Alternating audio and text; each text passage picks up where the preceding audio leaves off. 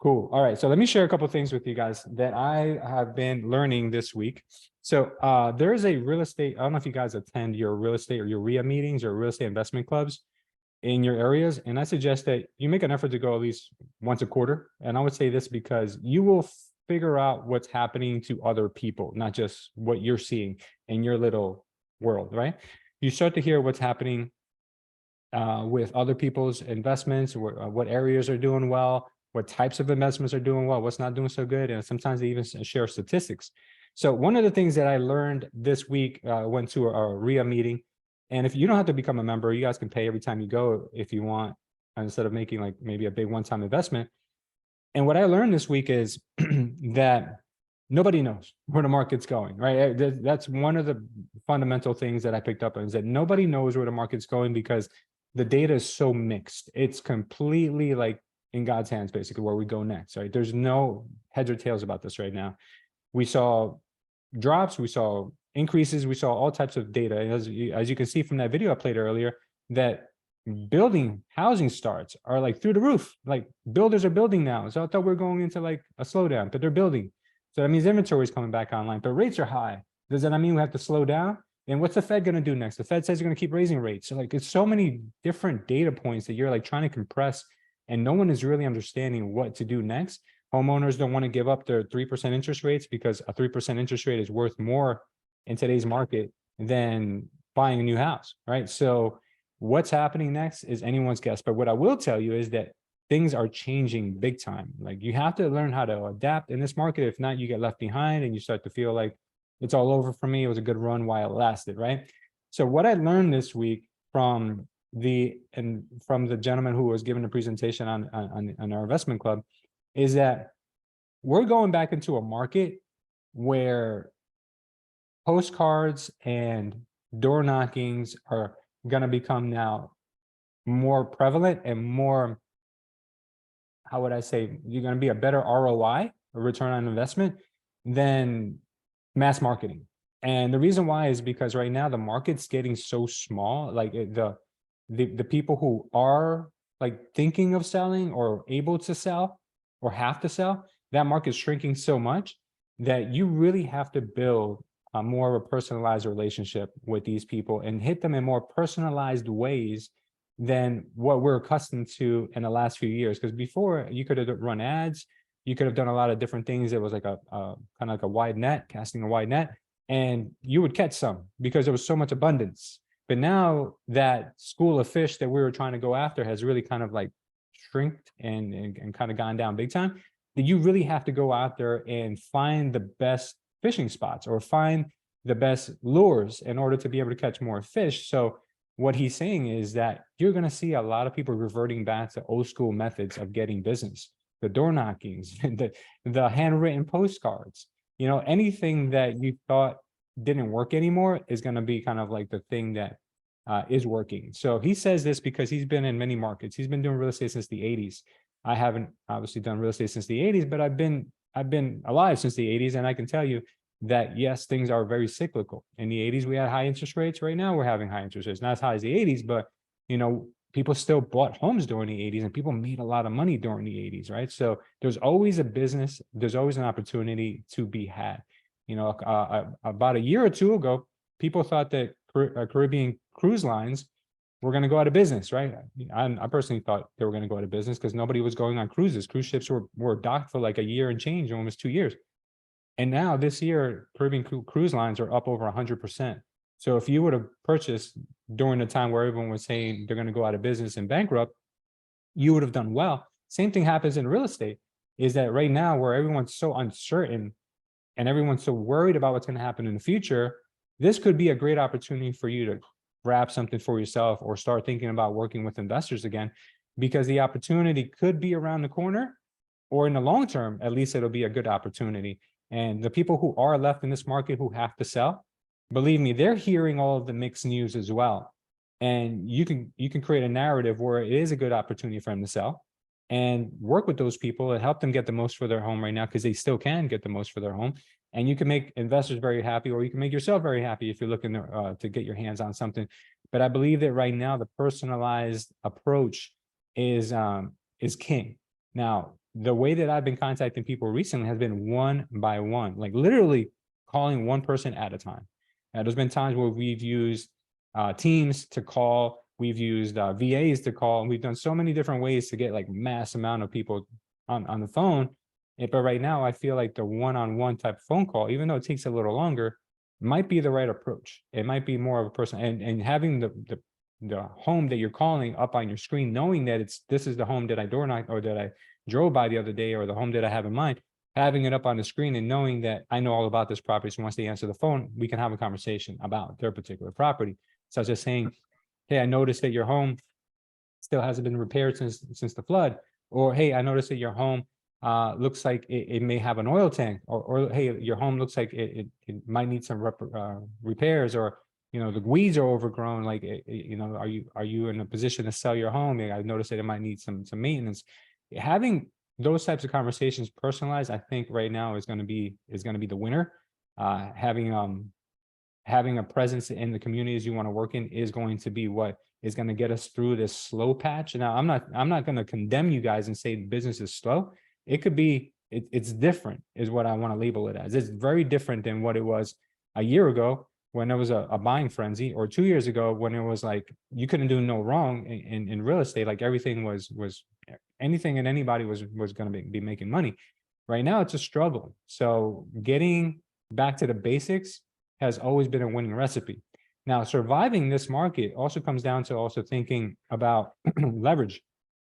In a market like this, the last thing you want to do is be very passive and be the type of person who's waiting for the business to come to them, and waiting for the referrals, and waiting for your buyers to finally offer to get accepted. You got to go out there and start finding the deals. You got to start finding the inventory, going out there and getting yourself prepared to get a listing, right? Everyone's goal for this month, if you've never done before, is go out there and get a listing that you earned yourself somehow, right? By meeting the right people, door knocking, or doing whatever, handing out your business cards. Get at least one listing this month that you would have never gotten through a referral, right? For me, a lot of times what I've had to do is kind of distinguish into like a whiteboard or in a journal, where on one side you do all your referral business, you keep track of all your referral business, and then on the other side, where you have like a line down the middle, you keep track of all the stuff you hunted and took down yourself. And you never want the side with the hunting to be less than the side of referrals, because that means you're not really running a business. That means you're running kind of like a handout. You're a charity, basically. People feel bad for you, so they give you business, right? Is that the type of business you want to run? Or do you want to run a business that thinks about marketing, that thinks about prospecting every single day, and builds relationships and continues to compound that effort every single day in order for you to become more proactive than you are reactive to people giving you business, right? That's the last thing we want. So get very focused and continue doing the small things that work every single day. It doesn't have to take up 12 hours of your day. A lot of the major things could be done before noon, and the rest of the day, you've got to take care of your busy work. The problem with a lot of people is they take that busy work and they put it first, that checking the emails, that checking the social media, that checking of other things, which makes you a slave or makes you an employee to all of the things that you end up reading. Because guys, when's the last time you read your emails and didn't have a task come out of it? When's the last time you checked your text messages, your social media, and didn't have a task come out of it? And when's the last time you checked your social media and got caught in a 30-minute funk where you're like, oh my God, I just scrolled for 30 minutes and I didn't do anything? So what if you start your day first with the toughest things? Start your day with the most productive things, do that till 12, and then do whatever you want. Because by 12, you would have done more than 90% of the agents out there in your business anyway. You get into a little habit routine of doing those things and forget it. Life becomes easy. You do the hard things today, life becomes easy later, okay? And I said to someone just yesterday that you've got two options in life. You can either be disciplined on yourself and you can discipline yourself, or you can wait for life to discipline you. So which one would you prefer? Would you prefer to be hard on yourself now, or wait for life to take a beating on you later, right? That's what kind of the question you want to ask yourself. So I'm sure a lot of you are doing it all right, so I might be preaching to the choir, but if you're not, or if you think you haven't been hard enough on yourself, because I'm in that camp. Even though people think, like I'm very disciplined, or I do think, I always feel like I could be more disciplined. Why is that? Because I always constantly try to surround myself and listen to things of people who are even doing bigger things, or people who are more successful, or people who are in a place where I want to be one day, and I see what their routines are, I see what their habits are, and I always tell myself, you could do more, right? So if you're in that camp and you always want to do more, just start with, auditing your day and what you're doing and what you shouldn't be doing. Some people think busy work is work when it's not. It's clerical work, it's secretarial work, and those things you could delegate eventually or leave them to the end of the day. So those are things that are definitely going to help you. Now, the next thing that's going to help you is working on your sales skills. So sales can be very easy for some people, and it could be very difficult for others. And what I'll tell you right now is that sales really comes down to learning how to have a conversation with another human being, with another person, because people don't buy just because you want them to buy. People buy because they have a need, or they have an aspiration for themselves. They have a vision in their head of what they want their life to be like. So what we need to learn how to do is we need to learn how to have conversations. So we need to do a lot of role play. We need to learn the right words. We need to also learn the right questions. The thing is that when we don't get the answers we were looking for, it's because we didn't ask the questions that we should have asked for. Because some people think that selling is convincing, or selling is ramming it down your throat and saying, you got to take this deal, you got to buy this house, you got to do it. You know, it's not what you got to do.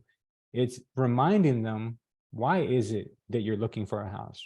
What was the reason why you even called me in the first place? Oh, it's because we have to move because my kid's starting school in September and they got to get a house before then. Well, if that's the reason why aren't we making an offer in this home? You know, so when you ask the right questions, you will get the right answers. So what I want you to, I'm going to show you guys kind of like, I'm going to do like a little makeshift example.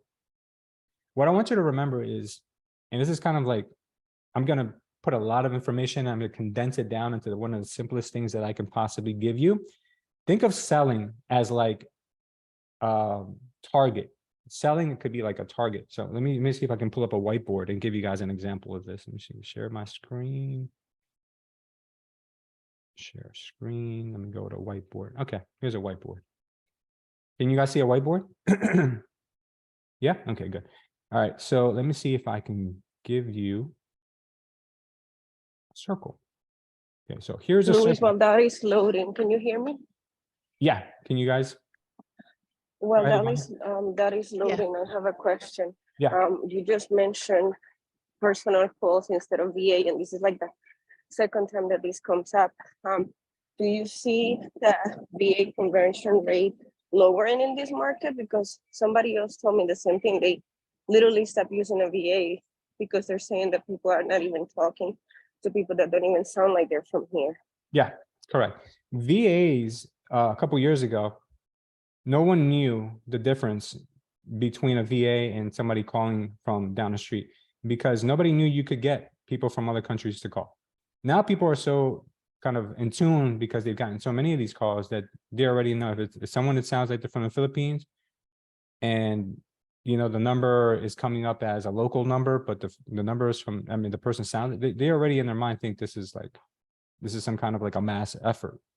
But if I call you and I'm like, hey, this is Lewis, your local real estate agent from Naples, Florida, then it kind of holds a different connotation, because when they call, they say they're calling for their team leader, or they're calling for their they're the account manager, whatever, right? It doesn't just hit right. Because imagine if you got that call.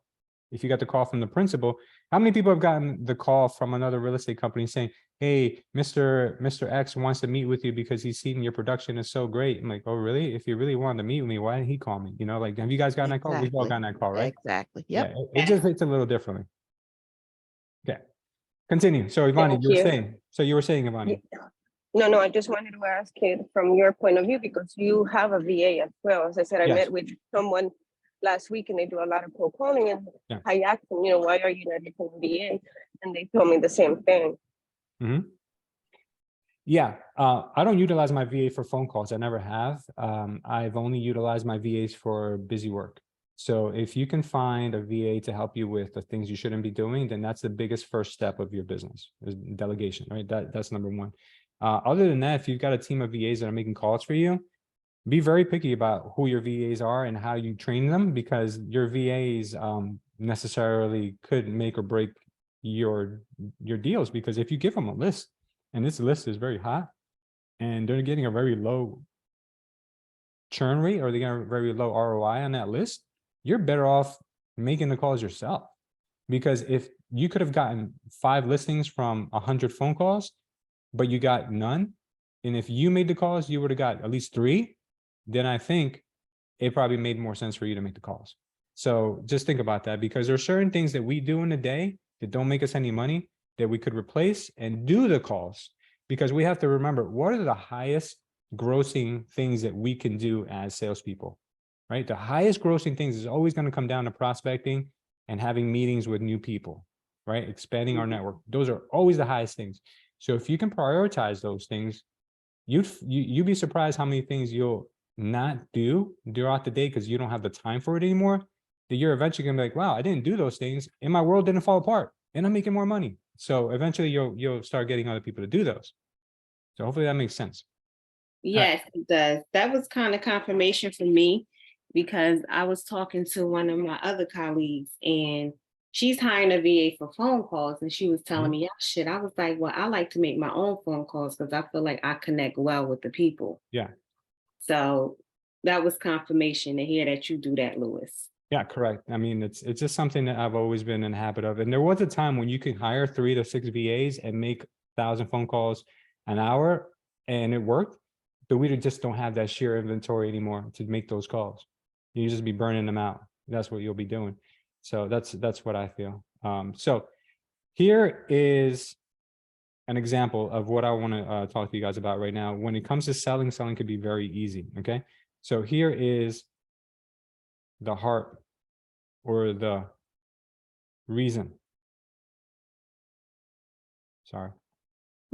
Never been my strong suit. Okay. And here on the outside, what we have out here are objections. And what we have maybe somewhere in between, maybe in here, maybe we have either smoke screens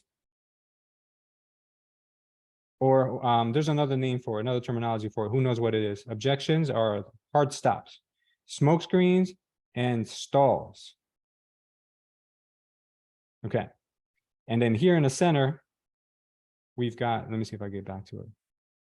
Here in the center, let me just move this a little bit. If I can. We have the heart or the reason why they're even on the phone call with you, right? So what happens with us a lot of times is that we get into a conversation with someone and we talk them out of it because we talk too much.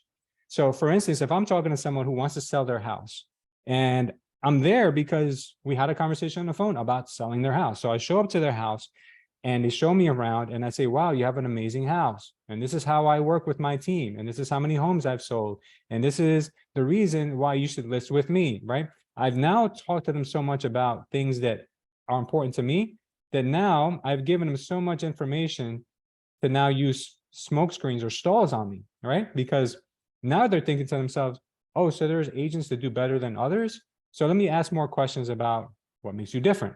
Let me ask more questions about why should I list with you during the summer versus the spring or whatever questions it is. And what we do is sometimes we create these smoke screens and stalls by talking too much. So when that happens, we need to remember, how do we get them back? How do we get them back to here? How do we get them back to the heart and the reason? How do we get them back there? The only way you get them back there is by asking them a question that brings them back to center. So think about this person as always having to be, always keeping them in center. If you always keep them in center, you always keep them in a mindset that they're ready to make that next move.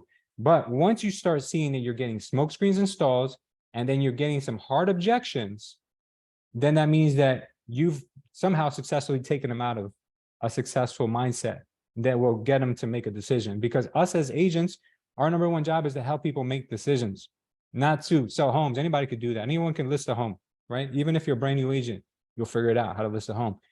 The hardest thing to do is like help people make these decisions. So if you can become an expert at keeping people in center, keeping them where their heart or the reason is, then you will become very successful. So for instance, let me give you guys an objection, a stall, right? Yes, Mr. and Mrs. Smith, this is what I feel your home is worth. Are you guys ready to take the next steps and list your property? Well, first, Lewis, let me ask you, why is it that you have to charge us 6% commission? Well, thank you for that question. I appreciate you asking. A lot of people who are in your position ask the same question. And this is what we've found after all delineation. We found that when we list our homes for a total of 6%, we end up selling the homes much quicker, not because of me. It's not what I want, but you're spending the most money on your marketing. You're doing the most for your home because we're able to now create a better listing environment for this property. So it's whatever you want to say, whatever you've trained yourself to say, but all that is doing is taking them even further and further away from their heart and their reason. You understand? I'm giving them what I think that is important, but all I'm doing is taking them way, way far. Because remember, the heart and the reason for them to you even being there in the house is because they have a need. And I didn't ask them about their need. So when they came to me and they said, Louis, why do you got to charge 6% commission? What I should have said is, okay, before I answer your question, which is a great question, by the way, and I'll get to that in just a second. Remind me again why it is that you wanted to meet with me today. Why is it important for you to get this house sold? Well, Louis, like I mentioned, we have to get our home sold because our children right now have outgrown this house. We need more room. We got one on the way, and we got to try to get into a school district by September. So we got to get this home sold, and we got to get the other property. Okay, I understand. So what you're saying to me right now is that the most important thing to you is getting all of that done within the right time frame, correct? Yes, it is. That's the number one thing for me. Okay. So if I told you that by paying out a 6% commission, you'd be able to do that quicker and meet and increase your chances of meeting that timeline. Is that something that now you would see a little differently? Oh, yeah, it is. How would that be possible? Well, we can get your home sold quicker, and we can get your kids into that school district by this end of the year if we utilize more marketing money by doing XYZ and whatever, right? So now what I did, guys, is I gave them the same things that I thought were important, but I brought them back to center first. I brought them back into a place where it's all about them and it's all about their needs versus what I think and what I'm the professional, and this is how we work, okay? So I know it's very difficult when you try to overcomplicate and remember these things, but to be successful in selling, all you have to do is keep in mind, the most important thing is it's not about you. It is about the person and you're servicing. It's about their needs, and they have to feel like, who made the decision? They did, not you, right? This is a very, very powerful thing. You can convince people to do things that they never thought in a million years they will want to do through subtle question asking or programming or insinuations. People can get hypnotized within a matter of seconds. Well, I'm not asking you guys to do all that. All I'm asking you guys is to keep the person in center and remind them always why you're in front of them. If you can continuously remind someone why they're with you and what's important to them, selling becomes easy. The hard part is remembering it's not about you. Most people can't do that. Most people are so tied up in what's important to them that it just turns people off. Who's been to the car dealer when the car dealer says, what can I do to get you in this car today? What can I do to get this car home with you today? What price would it take for, like, no, I don't want to hear that because it sounds like you're trying to make me make a decision. What I want to hear is, Louis, why are you in here for a car today? Like, what's the need that your family has? Oh, I need a car because, the old one, it's got too many miles. It's already been in the shop so many times. I just don't want to keep spending money on that. I totally get it. I've been there before and I know exactly what you mean. So, what kind of car are you in the market for today? What would make sense for your family? Oh, well, we need a car that's big enough for 8 people because we've got kids and we got in-laws and we got all this stuff. Great. Well, what kind of car do you think that we have that can solve that issue for you? Well, you know what? I've really been looking at your minivan. So now it's all about me and it's not about how soon can I close you? Do you understand that? Right? Like if you have these quality conversations with people more often, and the key word there is quality, not over quantity. If you have quality conversations with people more often, your ratios start to change. Some people, if you've heard agents who've been in the business for a while, they have ratios which are called the conversion ratios, which means how many times do they meet with sellers, how many times do they walk away with the listing. A great conversion ratio is like anything over 50%. That's great because that means for every 10 listings you go on, you can walk away with 5.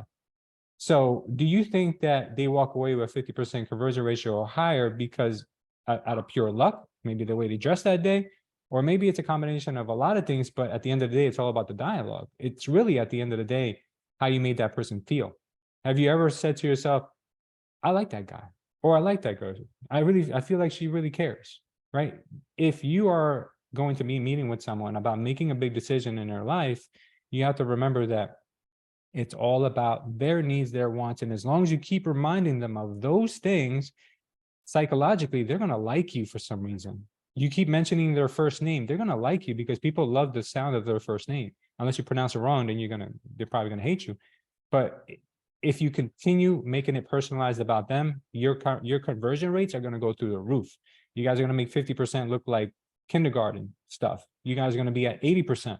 But if you walk in there without any knowledge of anything that you have to say or should be doing, you'd be lucky to even get an answer if you call them back a couple of days later. They might not even answer your phone calls anymore if you go in there and make it all about you. So what I wanted to share with you guys today is this. A lot of times people are going to get objections over price or objections over commission or stalls. I got to talk to my wife, or, I'm not sure, is this the right market to sell my home in? Like, I don't know if this is the right time. Like, we all know those people. And we all, if I told you right now, guys, you have 60 seconds to write down at least one person who has given you a stall or objection in the last 30 days, you probably all could do it. So what I would like for you to do is all after this call, make that call with that person who gave you that objection, have a regular conversation with them, but then bring them back to center and see if that center is still there. See if that reason is still alive and kicking. And if it is, double down on that and just let them guide that conversation and keep reminding them that whatever action they take next is going to benefit that cause or benefit that reason or wherever their heart is. So if you can remember that the center, like your body, is the heart, that's where you want to keep them. And everything out here is going to miss them. So if you look at it as a target, whenever you have a conversation with somebody, picture that target, picture that heart in the middle. And if they start giving you objections, just psychologically in the back of your head, you're thinking, wow, I'm off target. I'm off target. I got to get back in center and I got to talk to this person about what matters about them. Did I just make this a lot easier for you guys, giving you this visual? Yes. Yes. Who can give some examples here of where they've missed the mark? Because I've missed the mark plenty of times. I can give you guys dozens of examples, but looking at it this way really does help. Mm-hmm. You follow? Okay. Anyone want to add or share anything from here? Well, I'll add, because I do a lot of Google ads for new construction. Yeah. And the thing is, it's like it's a new construction community, but it's a rental. They're building a luxury rental next to it. So sometimes people don't read and they just click on. Mm-hmm. So when I'm calling them, you're saying that I should be like, so what made you click on what caught your interest of the new constructions to see why they clicked? Yeah, exactly. Like, And then start from there and pretty much bring it back to their needs. yeah, exactly. So when you start that conversation, you can make it all about them. Hey, Tammy, this is Lewis. I'm just getting back to you. You see, that's about them, right? Mm-hmm. And getting back to you about the inquiry you had about a new construction home in, I don't know, Essex, New Jersey, wherever you had the listing. Mm-hmm. They're gonna say, oh yeah, Tammy, thank you. I appreciate it, but I don't think we're interested anymore. Okay. Well, first, before I let you go, because these are the hardest ones, what made you click on the ad to begin with? Are you guys thinking about selling? Is there a need? Oh yeah, so I'm thinking about buying. And yeah, we're thinking about buying, but we just realized that, you know what, new construction, it's too expensive for us. We can't afford that. I am so glad you said that, because the majority of people I talk to who do click on the ad don't end up buying a new construction. They end up buying actually a rehab or a home that needs a little bit of work that we can actually help you afford and do your own remodel on. Is that something you've considered? I'm not sure. How does that work? Well, I'm so glad you asked. But before we get to that, what is the need that you have? What is the timeline you're working with? Like, what is the reason why you're thinking of buying? And then once they start telling you all these reasons, now you've got more ammunition. Now you've got more angles to approach this at. And once they've given you a laundry list of reasons why they have to buy, then you can make it all about those reasons. So if you just kind of play that in your head or role play before you go and jump on the calls can go very different, because a lot of people are going to tell you no in the beginning because you didn't ask the right question. You said, you clicked on the ad for the new construction. Yeah, but we're not interested anymore, but thank you for calling. Okay. And most people end it right there. Okay, well, thank you. I appreciate you taking my call. What you could do is say, no, I totally get it. I understand, but can I ask you very quickly, what was the reason behind you guys looking for a new construction? And then they can say, but then they'll explain to you, yeah, but we figured out it was too expensive. So they just told you something, they're on a budget. What is your budget? And you go from there. So does that make more sense, Sam? Does that help? Yes, that helps a lot. Thank you. No worries, no worries. That's good. Ivani, is this something that you and your group can role play in on your calls where you can kind of keep a visual like this in on your Zoom call, and then you can see, hey, you're getting off center, you're going to the right, you're going to the left, you know, like you're not in center, and then that'll help your agent get back into like, okay, it's all about them. It's all about them. Does that help? Definitely, definitely. We have been seeing very low attendance rates too. And I think it has to do, I'm sorry, I'm out of breath because I'm at the gym. Oh, no worries. Because I believe of the market, but then I keep hearing from mentors, and it's something maybe you can shed some light in, because when you came into EXP2, Yeah. you got rid of your team.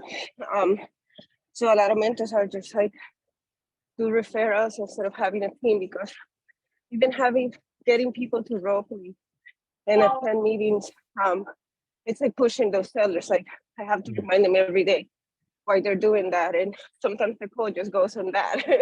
Correct. I started doing that with my buyers too. Lately, you go out, you see a couple properties, they have highest and best, and then they take forever to send an offer too. So I kind of been referring my buyers. If someone's not looking to buy in the next 30 days, Yeah. I might take them out once or twice, but then not again. Yeah. I don't know.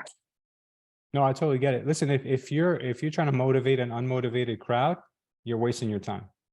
If you want to grow a group where it can keep you accountable, then what I would say is go on Facebook Workplace and look up, there's groups in there for role play, for prospecting, and send them the link to your role play. So that way you can have people to role play with you. If it's about you and you getting better, then do that. But if it's about you trying to motivate an unmotivated crowd, then cut it out. And if it's only one person, then feed that one person, because you're better off just focusing your attention on the ones who want to meet you halfway than the ones you got to get up out of bed. Make sense? Yeah, that's great advice. I didn't know about those Facebook groups. I'm gonna do this. Thank you. No worries at all. Guys, who here got a chance to watch the State of the Union with Glenn and everyone else? What did you guys think about that? I did. It was great, man. It was great. Great news. Yeah, it was some really good stuff. What did you pull out of it? Well, we got like the best lead source. That's according to Glenn Sanford on the tech side. Which is great for me, because I usually like technology, and I like everything about the company, really. Mm-hmm. It be going up, this stock be going the up, stock, and yeah. we are profitable. When everybody's suffering and bloody, we profitable on the financials on the company. So Yeah, it's a great thing. I was gonna ask you, you going to build, or anyone is going to build? I was considering going to build, but I have a vacation and I've got family visiting around the same time. But I might. I'm thinking that, there might be a chance. I'm not sure yet, 100%. I don't think I ever went live. Did I go live? Guess not. All right. Yeah, is anyone here thinking of going to build? Yeah, I'm working on it, Louis. It's John here. Yes. John is And usually good. yes, but going back to what you shared, Louis, because sometimes when you meet total strangers, and you want to introduce yourself and you start engaging them, I think I agree with you 100% that you really you have to make it about them. Especially when you're introducing yourself as a real estate agent, you really have to make it about them, because I think it's Roosevelt that said that people don't care how much you know until they know how much you care. Correct. And so I agree with you that when you make it about them, then they're more open to talking to you, because you're there to listen to their story. Yeah. The only caveat to that Mhm. is sincerity. Because people can pick up commission breath, people can pick up BS pretty easily. Uh-huh. So if I was sincere in saying, John, you're a fascinating person, I'd love to learn more about you, and in the back of your head, you know that you really mean that, then Uh-huh. you become a very successful person. But if I say to John, John, tell me more about yourself, and then I cut you off halfway through the sentence. All right, but John, let me just explain to you how I can solve that problem for you. Then John's like, what? I didn't even finish telling you about my kids. Like I was just on kid number 2. Like, like it Mhm. really does come down to sincerity. As long as you can be sincere in that approach, then John's a master of that. John is a savage when it comes to building relationships. Can you explain what works for you, John? Yeah, yeah, I do. I had an encounter with somebody at Home Depot the other day, and I was on the line. She was in front of me, and I was behind her, um, and she was ordering mulch. And I deliver mulch, topsoil, and I have a dump truck. Yeah. So when I had her trying to order mulch at the Home Depot, I'm like, oh my gosh, she'll get all these bags. There is no way she's gonna be able to. It's mulch in bulk, and I'm like, so I waited for her to to finish what she was doing. And then I told her that I deliver mulch and I also do topsoil and things like that. So if you need any help, I'm here to lend a hand. Yeah. And so she asked me for my card. I gave her my business card. And then we went outside into the parking lot, and we kept talking. Then I'm like, oh my gosh, I had given her my landscaping business card. I should give her my real estate card. Yeah. So I gave her my real estate card. And then she goes, oh my gosh, my daughter is looking for a place. Mhm. And she made it about her daughter. So Mhm. all of a sudden, it became so personal. And she moved closer to me. And I'm like, oh, her daughter must be so important to her. And we started talking, and she kept telling me about her daughter, the struggles that she has been through, and the kids, and the husband left her, and so she's the one that's supporting her. And I just sat there and just listened to her story. Um, and to make a long story short, she is like, John, if you hear of anybody selling in Piscataway or even renting, I'm really so desperate. I'm looking for a place for my daughter. So I pick up the call. I call a friend of mine that I know he's about to rent his house. He just moved out. It's a 4-bedroom, 3.5 bath. I called him. I'm like, hey, Amos, I have a customer for you. And Amos is like, John, my house will be ready in 2 weeks. So, let's talk in 2 weeks. The house will be ready for showing. He wants to rent it, to rent it out. So I was like, oh, wow. This was a total stranger. But I think when I was receptive to what she was telling me, especially with her daughter, and I offered to lend a hand where I could, it's almost like I was doing that to her because her daughter is so important to her. And so the discussions we were having, it's almost like I was there with her daughter. And so, I learned a lot that day when I was telling the story to my wife. So then a conversation that could have never been had ended up turning into something much bigger because you took the chance of introducing yourself and making it about her needs and her wants, right? Exactly. Yes. And her daughter's needs or her family's needs really became very personal to her. Yep. And then you knew And what I motivated you. realized that. Yeah. Yeah. John, now what would have happened if she would have turned you down and said, no, I'm good, I don't need any help? What would have happened? If she had said she doesn't need any help, Yeah. You would have been right where you started at, right? You would have lost absolutely nothing, correct? for sure, yes. At least I tried. I offered, the services that Yeah. that I have, and Yeah. I could help in her Right. So needs. you risked nothing to gain a whole lot. For sure. That's a no-brainer, guys. I mean, I don't know how else simpler John could put it for you guys, but Really, that's what life's all about, taking as much risk as you can. So anything that has like no downside, go for it.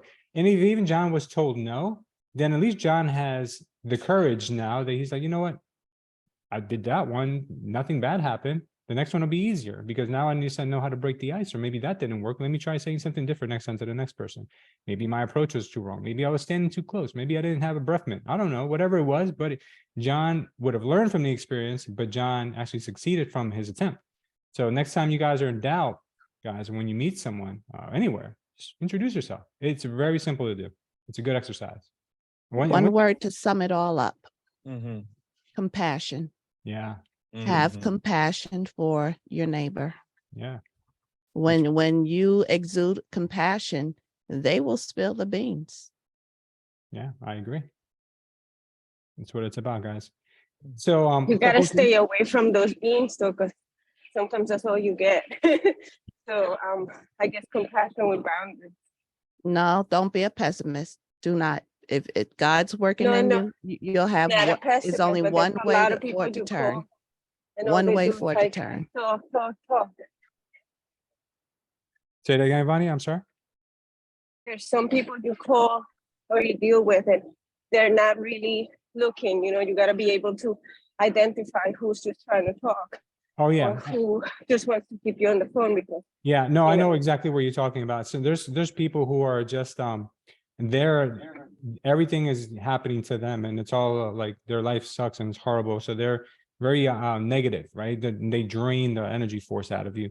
We have to be able to learn how to decipher between people who just need attention, and they usually try to get it from sympathy, and then from people who actually really have a need and are ready to take action. So that comes with experience, guys. But if you feel like, hey man, this person is not going to be making any moves at all, they just need someone to talk to. I mean, that's great and all that you guys can, help them once, but don't make it a habit. Like Ivani was saying, that some people will always just want someone to talk to and never make any moves. So if that's the case, then learn how to decipher. If you want to do that in your free time, go right ahead. But if you're on office hours and you're trying to rock the day, then you got to know who you're calling is a warm lead at the very least. But all right, aside from that, from the State of the Union, Alejandro mentioned something very important that you guys may have not picked up on. One of the things that was mentioned is that EXP stock has now been entered into the S&P 600. The S&P 600 is a basket of companies that you can invest in. So let's just say that you're not good at investing in stock because you always pick the wrong ones. What you could do is you can invest into a basket of companies such as the S&P 500, the NASDAQ, the Dow, or the S&P 600, the Russell 1000. Like there's so many different baskets that you can invest your money into. But what's good about that is that when a company like EXP enters the S&P 600, it creates demand for the stock because now funds and different investment houses, they have to pick up a certain amount of EXP stock to have available for their vehicles, for their allocations for people who want to invest into the S&P 600 or whatever the case may be. So now the fund managers have to purchase a certain amount of stock in order to meet that need. Therefore, the price of the stock goes up. So just to give you a quick example of what that looked like from a real quick point of view here, EXP stock was trading down here in the $10 to $11 range back in April. And since then, it has nearly doubled. It went to $21.70 at the peak, and now it's getting a little bit of a reversal, but more than likely is going to continue some kind of path. But the funny thing is that a while ago, we had this meeting and we talked about EXP stock. EXP stock was somewhere in this ballpark here at 13 bucks.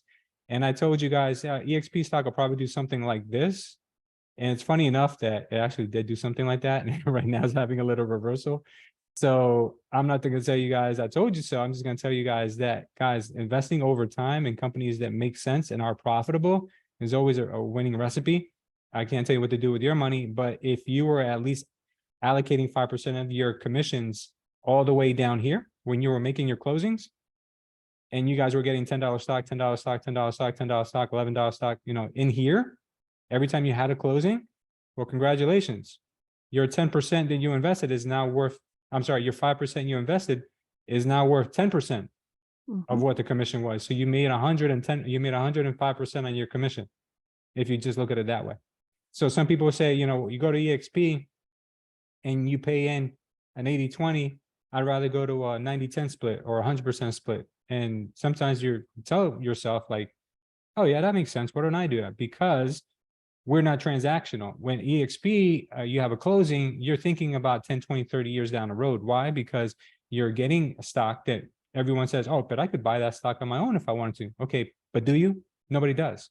Nobody does. Everybody pays their bills or goes on vacation. Nobody ever does. But when you get forced savings and a forced appreciation like this, in 10, 20, 30 years, guys, you're looking at your stock in your company and you can't believe it because you're only as good as your last deal in real estate. So the last time you have a closing, that's it. You're unemployed. But in EXP, even though you're an 80-20 split and you can have the opportunity to earn all that money back anyway, that $16,000 cap, you can earn that all back if you play your cards right and you do enough transactions. That means that once you add up all the stock and compensation together, you're way ahead of the game, especially when we have fluctuations in a market like this. And EXP Realty stock is doing great things, as is being included in big composites like the S&P 600. I think that the future for real estate is still very good for real estate companies such as EXP, who do not have a lot of overhead, because Alejandro mentioned earlier that the EXP stock is doing well because they are one of the only companies that have profitability. So in here, I want to share something really quick with you that I know we're going over, but I think this is very important. Can I interrupt you really Go for it. fast? Go for it. Go for it. Because I keep getting calls from one realty. Apparently they do 100% commission now. Yeah. How do these companies stay afloat? Because it makes no sense to me. Okay, because they have clever marketing, because no real estate company can stay open with zero income. So what they do is they tell you it's 100% commission, but then they charge you a bunch of fees for everything. So once you factor all that in, they end up making like a 90-10 split, maybe 98, 85, 15, you know, who knows, depending on Okay. the amount of volume you do. So, but what I'll show you is that if you look at the numbers, these are some of the companies that EBITDA is earnings before taxes, depreciation, and amortization. So this is basically your earnings, okay? Per transaction. EXP Realty has the most earnings per transaction out of any other real estate company that you see here mentioned that are publicly traded. That's huge, guys. That's huge.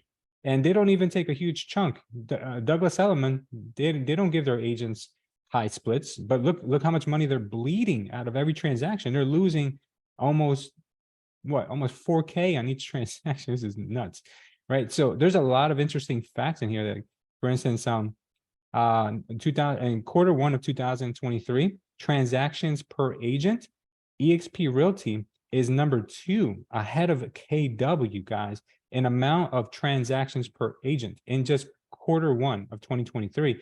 Compass has slightly higher, but if you understand Compass's business model, what they've done is they've poached the best agents out of every company by giving them like sign up fees, like big sign-on bonuses. So they're already getting top producers. So taking that into consideration, EXP Realties are right there, guys. We're at like 1.1, they're at like 1.3. So that is massive. Something like this that I want to show you guys. Let me see. Okay. This is how much less business agents are doing from Q4 of 2024, 2022, which is obviously, you know, November, December of last year, to Q1 of 2023. This is because we all know the market's kind of gone down, right? We can all understand the market is not as much business as last year. Okay. So as long as we understand that, how much business have agents lost from each company? So Douglas Elliman has lost almost 2% in business per agent transactions. EXP Realty has lost, I'm sorry, so they've lost almost very little. EXP Realty has lost about just over 6%, 7%, about 7% in business from Q4 to Q1. And then everyone else has lost significantly more. When you look at KW losing more than 11%, United, I don't know what anywhere means. I guess that's maybe like everyone else. It's kind of basket into one. And we got Compass losing 15% business quarter over quarter. So that is pretty nuts. So a lot of interesting things there that they had to say.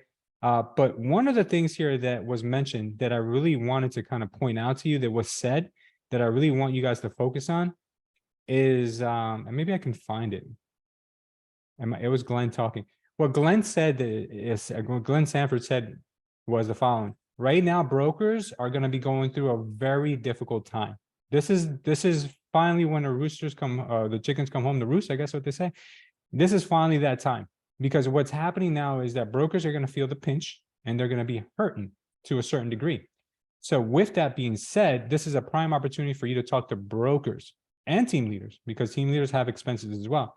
And the reason why I tell you that is because Glenn Sanford just announced that they have $160 million on hand to help out with brokers making their transition over to EXP. What that consists of, we still don't know, but it was announced on the State of the Union announcement, which means that now brokers that didn't want to make the move because they felt financially constrained, there might be an opportunity there for them to actually get some help.